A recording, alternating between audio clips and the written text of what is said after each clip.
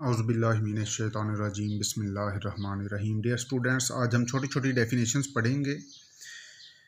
First of all जो है frequency, चूँकि अब हमने जाना है स्पेक्ट्रोस्कोपी की डिटेल की तरफ, तो उससे पहले इंट्रोडक्टरी डेफिनेशन को कि आपने पहले भी पढ़ रखी होंगी। फ्रीक्वेंसी को डिफाइन करते हैं number of waves per unit time.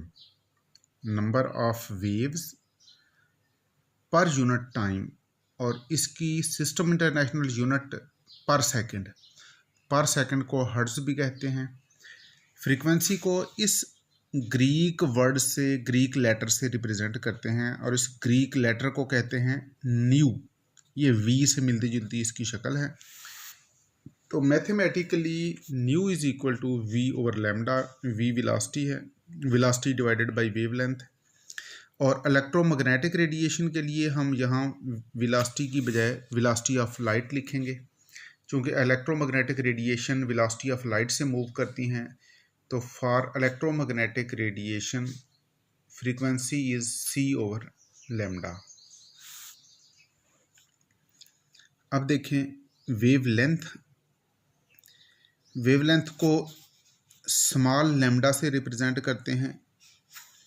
Distance between two adjacent crust और ट्रफ, ये एक वेव है।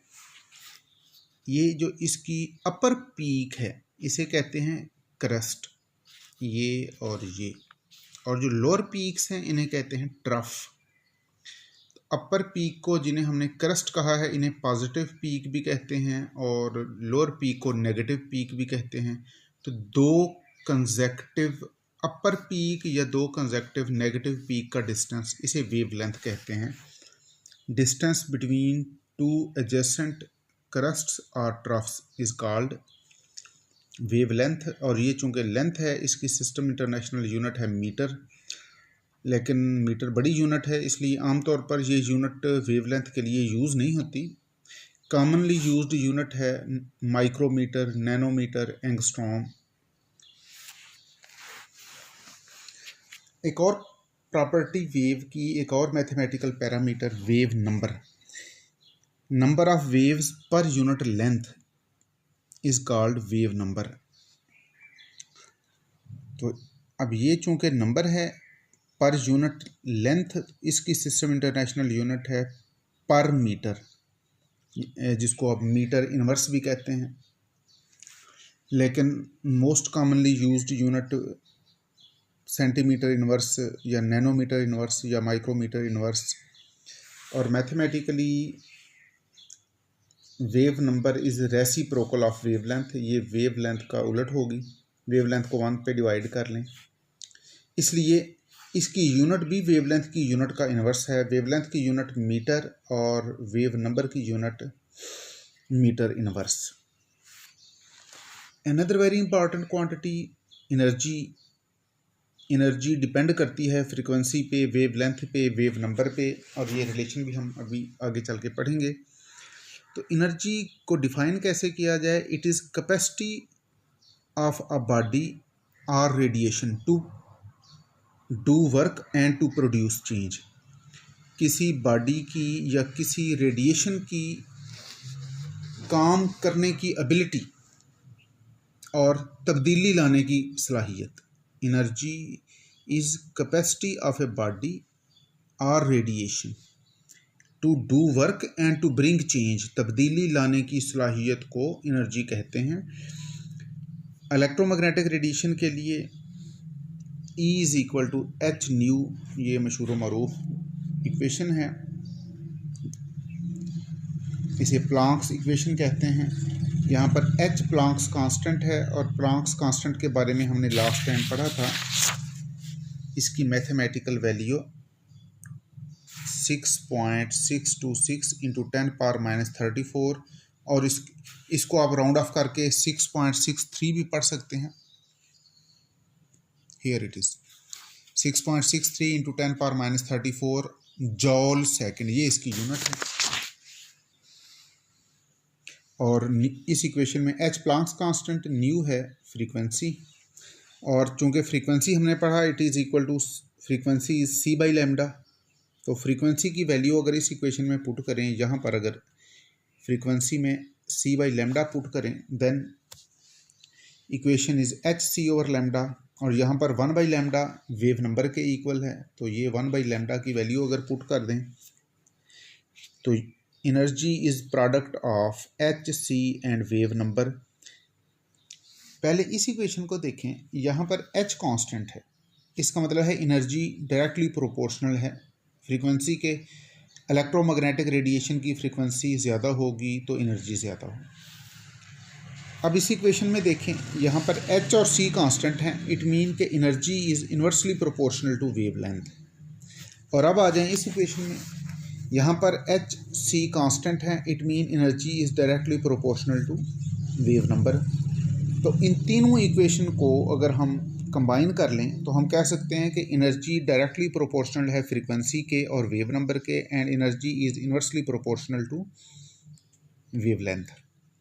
तो ये एक ब्रीफ डिस्कशन थी फ्रीक्वेंसी, एनर्जी, वेव नंबर और वेव लेंथ की।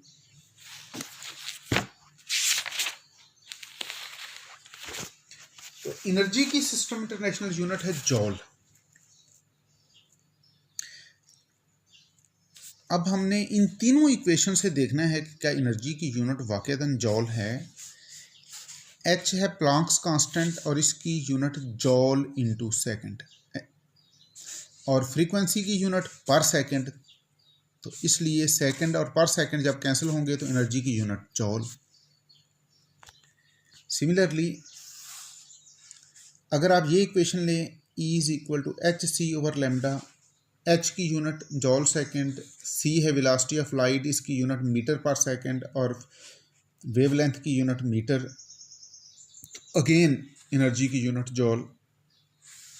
और अगर आप इस इक्वेशन पे आएँ, h की यूनिट जॉल सेकंड, c की unit metre per second, wave number की यूनिट मीटर इनवर्स, तो again unit of energy is जॉल।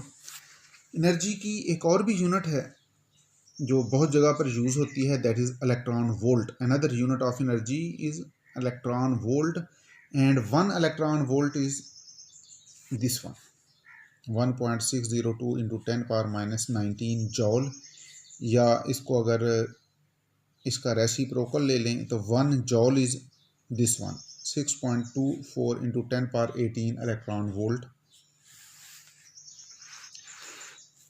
अब देखते हैं region of spectrum. Electromagnetic spectrum में एक्चुअली हम इलेक्ट्रोमैग्नेटिक रेडिएशन को अरेंज करते हैं with respect to increasing wavelength और फ्रीक्वेंसी और वेव नंबर। तो सबसे पहले हम रेडियो फ्रीक्वेंसी वेव, ये देखिए 6 तरह के यूनिट हैं, 6 रीजन हैं इलेक्ट्रोमैग्नेटिक स्पेक्ट्रम में।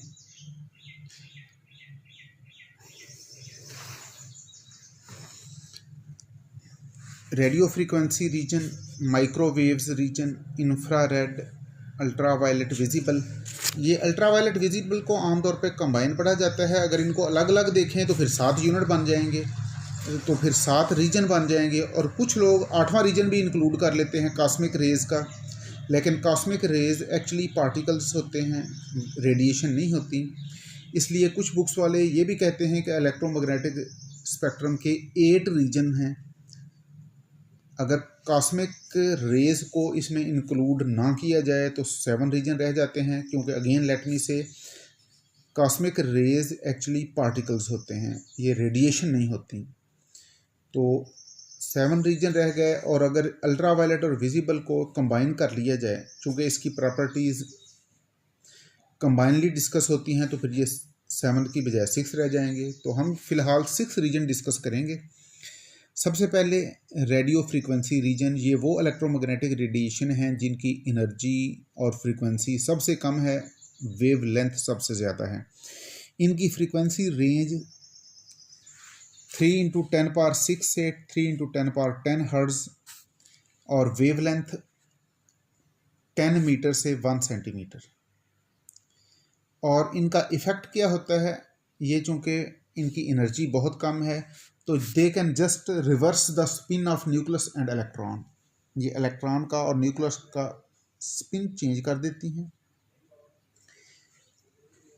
तो इनसे रिलेटेड स्पेक्ट्रोस्कोपी की ब्रांच है एनएमआर एंड ईएसआर। एनएमआर में हम न्यूक्लियस के स्पिन को स्टडी करते हैं और ईएसआर में इलेक्ट्रॉन स्पिन रेजोनेंस को डिस्कस करते हैं। Second region with respect to energy and frequency is microwave region. Microwave region में एक्चुअली रोटेशन डिस्कस की जाती है मॉलिक्यूल की। इनकी ये फ्रीक्वेंसी रेंज है 10 पावर 10 से 10 पावर 12 हर्ट्ज तक, और इनकी वेवलेंथ रेंज 1 सेंटीमीटर से 1000 माइक्रोमीटर तक। एंड इनके इफेक्ट क्या होते हैं? They cause rotation of molecule. इसको हम डिटेल से पढ़ेंगे इंशाल्लाह नेक्स्ट लेक्चर से। Next region is infrared wave. Infrared region, जिसको वाइब्रेशनल वेव्स भी कहते हैं, ये इनकी फ्रीक्वेंसी रेंज है और ये इनकी वेवलेंथ रेंज है। और ये बॉन्ड्स को वाइब्रेट करती हैं।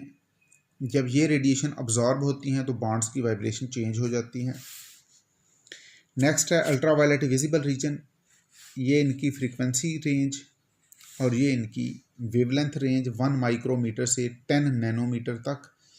और जब ये रेडिएशन अब्जॉर्ब होती हैं तो मॉलिक्यूल में या एटम में इलेक्ट्रॉन की ट्रांजिशन होती है from lower level to higher level.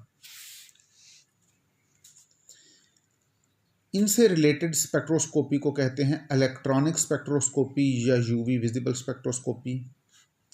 Then X-ray reason.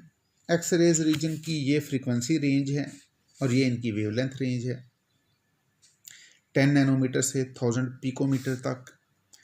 और ये रेडिएशन जब अब्जॉर्ब होती हैं तो लोअर इनर इलेक्ट्रॉन की ट्रांजिशन होती है। यानी यूवी विजिबल रेडिएशन आमतौर पर वैलेंस इलेक्ट्रॉन की ट्रांजिशन करती हैं, वैलेंस इलेक्ट्रॉन को एक्साइट करती हैं, और एक्सरेज इनर इलेक्ट्रॉन को एक्साइट कर देती हैं।